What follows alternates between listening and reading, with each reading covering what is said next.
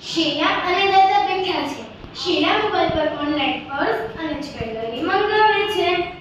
શીલા, આજે પણ તે તેનું પર્સ અને જ્વેલરી મંગાવી. આપણા દેશમાં બનતા આટલા સારા ઉત્પાદનો હોય છતાં તું દાદા, પોતાના દેશના ઉત્પાદનોમાં કઈ ખાસિયત છે?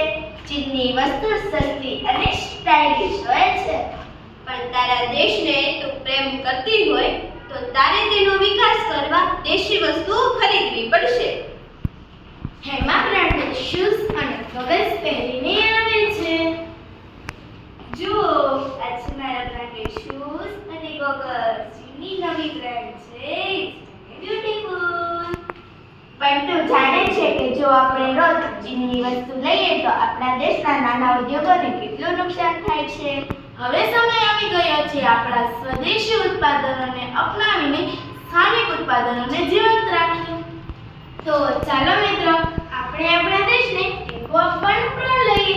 સ્વદેશી વસ્ત્રો પહેરો, દેશી સામાન વાપરો. સ્વદેશી છે દેશની શાન, વાપરો દેશી, છોડો વિદેશી. સ્વદેશી છે આપણું ગૌરવ, આ આપણા દેશનું અભિમાન. હવે લાગે છે કે નવા યુગના યુવાનો સાચા અર્થમાં જાગી રહ્યા છે. સ્વદેશી વિચારની જંગ ફરી સળગે છે. હા દાદા, હવે આ જો અર્થ કદી બુઝાશે.